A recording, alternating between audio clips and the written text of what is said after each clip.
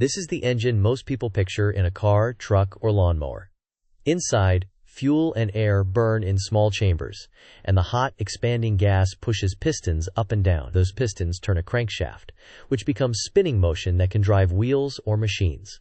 Some use spark plugs, while others use compression to ignite fuel. It may seem ordinary, but this design changed the modern world by making personal transport practical. Even today, billions of these engines are in use, from tiny scooters to giant ship engines taller than a house. A gasoline engine is a common kind of piston engine that uses a spark plug to light a mix of fuel and air. First, the piston pulls the mixture in, then squeezes it. Then the spark sets it off, and the blast pushes the piston down. That force turns the crankshaft and powers the vehicles. Gasoline engines are popular because they are smooth, quick to respond, and work well in everything from motorcycles to family cars. Many small airplane engines still use this basic design because it is lightweight and dependable. A diesel engine is another piston engine, but it does not usually need spark plugs. Instead, it squeezes air so tightly that it gets very hot. Fuel is then sprayed in, and the heat makes it ignite on its own. That strong push drives the piston down and turns the crankshaft. Diesel engines are known for good fuel economy and lots of pulling power, which is why they are common in trucks, buses, trains, and ships. One surprising fact is that the first diesel engine was designed to run on several fuels, including vegetable oils. A two-stroke engine finishes its full power cycle in just 2 piston moves instead of 4. As the piston travels, it handles intake, compression, power, and exhaust in a more compact way. That means it can make a lot of power for its size with fewer moving parts. Two-stroke engines have been used in chainsaws, dirt bikes, small boats, and older scooters. They are simple and light, but they can be less clean and less efficient than 4-stroke designs. An interesting fact is that giant marine two-stroke diesels are among the most efficient heat engines ever built. A 4-stroke engine is the most common piston engine design in modern road vehicles. It works in 4 steps: intake, compression, power, and exhaust. First, it draws in air and fuel, then squeezes them, then burns the mixture to push the piston down, and finally clears out the spent gases. This takes more parts and time than a 2-stroke, but it is usually cleaner, quieter, and more fuel efficient. That balance made it the standard for cars and motorcycles worldwide. The same basic cycle also powers many portable generators and farm machines. The Wankel engine is a rotary engine that uses a spinning triangular rotor instead of pistons moving up and down. As the rotor turns inside a specially shaped housing, it creates spaces that draw in air and fuel, squeeze them, burn them, and push out exhaust. Because the motion is smooth and compact, the engine can be small and revved very high.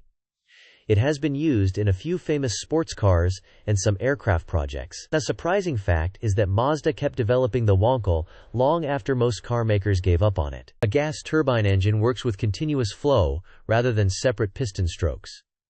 Air is pulled in, squeezed by spinning compressor blades, mixed with fuel, and burned. The hot, fast gas then rushes through turbine blades, making them spin. That spinning power can drive a generator, a ship, a tank, or an aircraft system. Gas turbines are valued for high power and smooth operation, especially at large scale.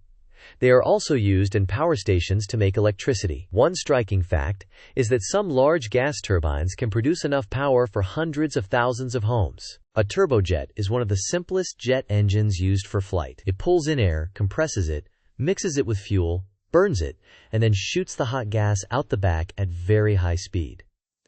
That fast exhaust creates forward thrust. Turbojets work especially well at high speeds and high altitudes, which made them important in early jet fighters and fast research aircraft. They are less common in passenger travel today because they are noisy and fuel-hungry. The turbofan is the jet engine most people see on airliners. It is like a turbojet, with a giant fan at the front. That fan moves a large amount of air around the engine core, and this extra airflow adds thrust more efficiently and with less noise. Inside the core, air is compressed, fuel is burned, and turbines keep everything spinning. Turbofans are used on most modern passenger planes because they balance power, efficiency, and quieter operation. A surprising fact is that on many airliners, most of the thrust comes from the big fan, not the hot exhaust. A turboprop uses a gas turbine core to turn a propeller instead of relying mainly on jet exhaust for thrust. Air is compressed and burned, and the hot gases spin turbine stages that drive a shaft connected to the propeller. This setup is very efficient at lower flight speeds, so turboprops are common on regional airliners, cargo planes, and patrol aircraft. They may look old-fashioned, but they are excellent for short runways and frequent stops. An interesting fact is that many turboprop aircraft can operate from remote airstrips, where larger jets cannot land safely. A turboshaft engine is closely related to a turboprop, but instead of turning an airplane propeller, it delivers spinning shaft power to something else that pulls in air, compresses it, burns fuel, and uses turbine stages to produce rotational power. That power can drive helicopter rotors, ship systems, or heavy industrial equipment. Turboshafts are prized for being compact and powerful for their weight. Helicopters depend on them because they can provide strong, steady power in a small package. A neat fact is that one turboshaft can produce thousands of horsepower while fitting in a surprisingly tight space. A ramjet is a jet engine with almost no major moving parts. It has no compressor turbine like a normal jet. Instead, the engine depends on the aircraft already moving very fast, which forces incoming air to slow down and compress inside the inlet. Fuel is added, the mixture burns, and the hot gas rushes out the back to make thrust. Because it needs high speed to work, a ramjet cannot usually take off on its own. A surprising fact is that ramjets have been used in missiles and experimental aircraft built for extremely fast flight. A scramjet is a special kind of ramjet made for extreme speed. Like a ramjet, it has very few moving parts and uses the vehicle's own speed to compress incoming air. The key difference is that the air keeps moving through the engine at supersonic speed while fuel burns. That makes the design incredibly challenging, but it could allow flight at several times the speed of sound. Scramjets are still mostly experimental and are used in advanced research. One exciting fact is that scramjet test vehicles have reached hypersonic speeds, faster than Mach 5. A pulsejet makes thrust in rapid bursts instead of a smooth, continuous flow. Air enters, fuel mixes in, the mixture ignites, and the expanding gases blast out the back. Then the pressure drops, and the cycle repeats many times each second. Some pulsejets use simple valves, while others have none at all. They are mechanically simple, but they are very noisy and not very efficient. Pulsejets are best known from early flying bomb designs and hobby projects. A surprising fact is that a pulsejet can be built with remarkably few parts compared with most other jet engines. A rocket engine carries both fuel and an oxidizer, so it does not need air from the atmosphere. Inside the engine, these materials react and create extremely hot gas that rushes out of a nozzle at high speed, pushing the rocket forward. Because rockets bring their own oxygen source, they can work in space where jet engines cannot. They are used for launches, spacecraft maneuvers, and missiles. One amazing fact is that the same basic idea can lift people off Earth and also make tiny course corrections for satellites hundreds of miles above the planet. A steam engine is an external combustion engine, which means the fuel burns outside the main moving parts. Heat from burning coal, wood, oil, or another fuel boils water into steam.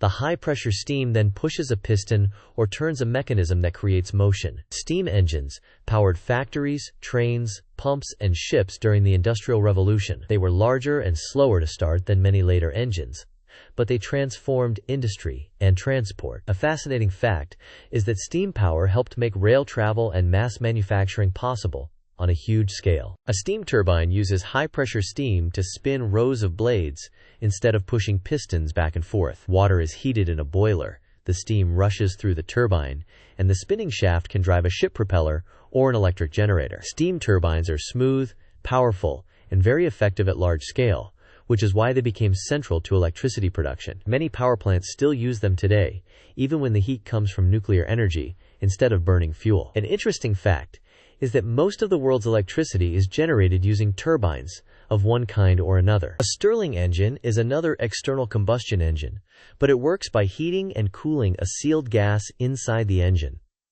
As the gas warms, it expands and pushes a piston. As it cools, it contracts, and the cycle repeats, turning a shaft. Because the heat source is outside, a Stirling engine can run on many different fuels, or even solar heat. It is quiet and efficient in the right conditions, though not common in everyday vehicles. A surprising fact is that Stirling engines have been used in some submarines because they can operate very quietly. An electric motor is often called an engine in everyday speech, especially in cars, trains, and tools. Instead of burning fuel, it uses electricity to create magnetic forces that make a rotor spin. That spinning motion can drive wheels, fans, pumps, or machines directly. Electric motors are efficient, quick, and quiet, and they deliver strong pulling force from a standstill.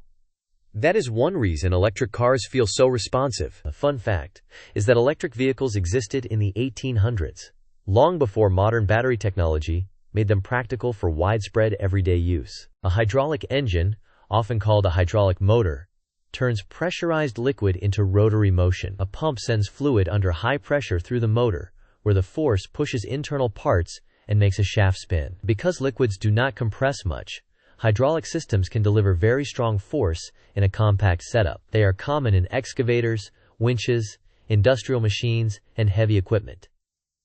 While not a road vehicle engine, this is a real and important engine type in engineering. An interesting fact is that hydraulic drives can provide huge torque at very low speeds without needing a large gearbox. A pneumatic engine, or air motor, uses compressed air instead of fuel or electricity. The stored air is released into the motor, where it pushes vanes, pistons, or gears, and creates spinning motion. Pneumatic engines are useful where sparks could be dangerous, such as in mines, factories, or repair shops. They are simple, rugged, and can start and stop quickly. Their main limit is that compressed air does not store as much usable energy as fuel or batteries. A neat fact is that dentists, drills, and many workshop tools rely on tiny pneumatic motors for very high-speed rotation.